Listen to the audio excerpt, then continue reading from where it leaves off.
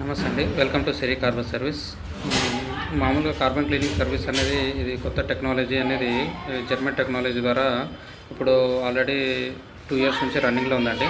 కామన్గా చాలామంది మా దగ్గరకు వస్తున్నారు. సర్వీస్కి వచ్చినప్పుడల్లా ఇది అసలు ఏంటి, కార్బన్ క్లీనింగ్ అంటే ఏంటి, అసలు ఏంది, యూజ్ చేసుకోవడం దీనివల్ల యూజ్ ఉందా లేదా అని అడుగుతున్నారు.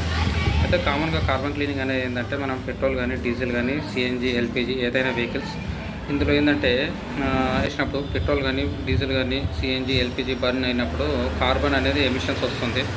దానికి తోడుగా ఏంటంటే ఏదైతే ఎయిర్ ఫిల్టర్ నుంచి డస్ట్ పార్టికల్స్ వస్తుంది, ఆ డస్ట్ పార్టికల్స్ కార్బన్ అనేది పిస్టన్ మీద, వాల్స్కి, plug, combustion chamber, catalytic converter, turbo, EGR and throttle body ఇలా అంతటా జమ అయిపోతుంది.